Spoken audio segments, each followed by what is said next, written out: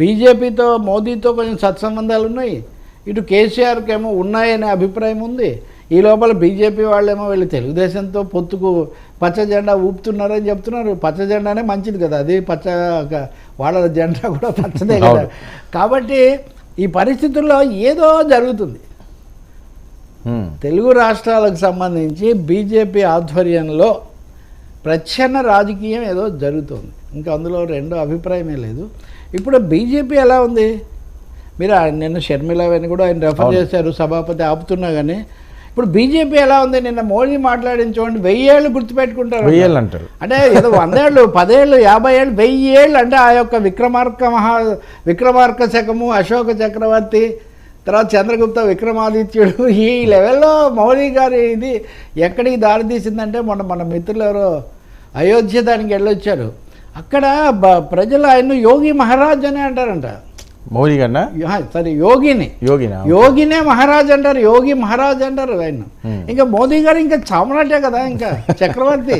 1000 సంవత్సరాలు, అసలు 1000 సంవత్సరాలు ఎట్లా ఉంటుంది? 1000 ఏళ్ల కిందట అసలు భారతదేశమే అంటే అతిశయోక్తులు అనేవి ఎక్కడికి వెళ్తున్నాయంటే, వక్త ఆసానీ హైతో హర్ చీజ్ బదల్తా అంటారు. కాలం అనుకూలంగా ఉంటే ప్రతిదీ మారిపోతుంది. ఆయన ఊహిస్తున్నాడు. ఆయన ఓకే, ఈ విషయం చెప్పగానే చాలామంది మీరు బీజేపీకి వ్యతిరేకం అనుకూలం కాదండి, ఇది coin the wall has 2 sides అని రెండో కోణం కూడా చూడండి అని భావించడం. ఎన్ని మార్పులు ఉన్నాయండి? మరి అన్ని మార్పులు కర్ణాటకలో ఎందుకు పనిచేయలేదు? అంత మహత్యం తెలంగాణలో ఎందుకు పనిచేయలేదు? ఆంధ్రప్రదేశ్లో ఎందుకు పనిచేయట్లేదు? మా వాళ్ళు మిమ్మల్ని మోస్తున్నారు కానీ ప్రజలే మిమ్మల్ని మోయట్లేదు కదా. ఢిల్లీలో నిన్న చండీగఢ్లో ఘోరాది ఘోరంగా ఆప్ అభ్యర్థి చాలా వరకు బీజేపీ అనుకూల లేదా వాళ్ళు పెడుతున్నారు ఏమని, ఆప్ కూడా ఓడిపోయింది చండీగఢ్ ఎన్నికల్లో అని. 20 ఏమో కాంగ్రెస్ ఆప్కి వచ్చేయండి, 12 ఏమో బీజేపీకి వచ్చేయండి. అవి తీసుకొని ఆ ప్రిసైడింగ్ ఆఫీసరు ఇలా ఇలా ఇలా ఇలా గీసేసి ఈ 8 ఓట్లు చెల్లవని తీర్మానం చెప్పి ఓడిపోయి బీజేపీ ఆయన గెలిచాడన్నారు. సుప్రీంకోర్టు ఇది ప్రజాస్వామ్యాన్ని హత్య చేయడమే అని కామెంట్ చేసింది. ఓకే, మన మీడియా ఎక్కడ హైలైట్ చేయదు ఈ విషయాల్లో, ఎక్కడ వాళ్ళేం హైలైట్ చేయరు. కర్ణాటకలో వాళ్ళు చాలా మాట్లాడతారు, ఇక్కడ చాలా మాట్లాడతారు. అసలు అలా మాట్లాడడము హైలైట్ చేయడం మొదలు పెడితే మన రాజాసింగ్కే రోజు పతాక శీర్షికలు ఉంటాయి. కాబట్టి సెకండ్ సైడ్ చూడండి, మోదీ గారు అన్నీ చూశారు. అప్పుడు అద్వానీ సంగతి ఏమైంది? ఇప్పుడు భారతరత్నం అని మీరు ఇప్పుడు గౌరవిస్తున్నారు కానీ ఆ భారతరత్నాన్ని ఇన్ని రోజులుగా ఏమైనా ప్రకాశించనిచ్చారా మీరు? కాబట్టి ఇంటికే పరిమితి చేయడం. మరి రాజా కింకరుండే రాజా కానీ కాలం చక్రం ఎప్పటికప్పుడు చాలా జరుగుతుంటుంది. నెహ్రూ మీద తీవ్ర దాడి ఎప్పటి జవహర్లాల్ నెహ్రూ ఆయనకు కూడా ఆఖరికి ప్రతిపక్షాలందరూ చైనా ఏజెంట్లు అంట. ఒక ప్రధానమంత్రి తన సభలో ఉన్న ప్రతిపక్ష నాయకులను ఏదైనా డిఫర్ అవ్వడం వేరు, తప్పు అని చెప్పడం వేరు, అవహేళన చేయడము, ఆక్షేపించడము. వీళ్ళు అసలు ఎందుకు రారు, నేనొక్కడనే 1000 ఏళ్ళు నిలబడి ఉంటానంటే అంతా తమ ప్రయోజకత్వం అని, తామే భూమికి అధినాతులమని స్థాపించిన సామ్రాజ్యాలు, నిర్మించిన కృత్రిమ చట్టాలు, ఇతర శక్తులు లేస్తే పడిపోయెను పేక మేడలై పరస్పరం సంఘర్షించిన శక్తులలో చరిత్ర పుట్టినంటాడు శ్రీశ్రీ.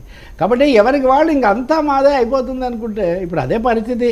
ఇప్పుడు ఆంధ్రప్రదేశ్లో లేకపోతే తెలంగాణలో కూడా మనం చూస్తాం. ప్రజాస్వామ్యంలో విజయాలు అనేవి ప్రజల తీర్పుల మీద, ప్రజలకు సరైన ఇది చేయడం మీద ఆధారపడి ఉంటాయి, తప్పులు దిద్దుకోవడం మీద కూడా ఉంటుంది. కాబట్టి ఇప్పుడు దీనికి ఏం చెప్తారు మోదీ గారు? ఒక ట్వీట్ చేయరే, చండీగఢ్లో జరిగిందని ఖండిస్తూ చేయరు. వీళ్ళు అలాగే తెలంగాణ ప్రభుత్వాన్ని కూల్చాలనే ఆలోచన లేదని ట్వీట్ చేయరు, మాట్లాడిస్తారు. అక్కడ అతను ఎవరు, హేమంత్ సోరెన్ మీరు అరెస్ట్ చేస్తే ఆయన బయటకు వచ్చి అన్నారు. నిన్న ఈరోజు ఎవరో మిత్రుడు రాస్తున్నాడు, మొన్న శంకరాచార్యులు వాళ్ళు అయోధ్యకు రాలేదు కాబట్టి ఈడీ వాళ్ళు శంకరాచార్యుడి మీదకి కూడా పోతారేమో, కొంచెం జాగ్రత్తపడాలి భక్తులు. ఎందుకంటే ఎవరు బీజేపీని వ్యతిరేకిస్తే వాళ్ళ మీదకి ఈడీ పోతూ ఉంది అని నేను ఎవరో అంటున్నారు. కాబట్టి ఈ పరిస్థితులన్నీ I conclude. Okay, Andhra Pradesh high court ప్రజాప్రతినిధులకు కూడా రక్షణ లేకుండా పోతుంది సిఐడీలు వీళ్ళ దాడుల వల్ల, కొంత జాగ్రత్త తీసుకోండి అని చెప్తుంది. గల్లా జయదేవ్ ఏం చేశారు నిన్న లోక్సభలో కూడా ఫేర్వెల్. ఇక్కడ ఏం చెప్పారు? కేంద్రాన్ని రాష్ట్రాన్ని చెప్పాడు. పార్లమెంట్లో మటుకు కేంద్ర అనే పేరెత్తలేదు. తమాషా అన్నమాట.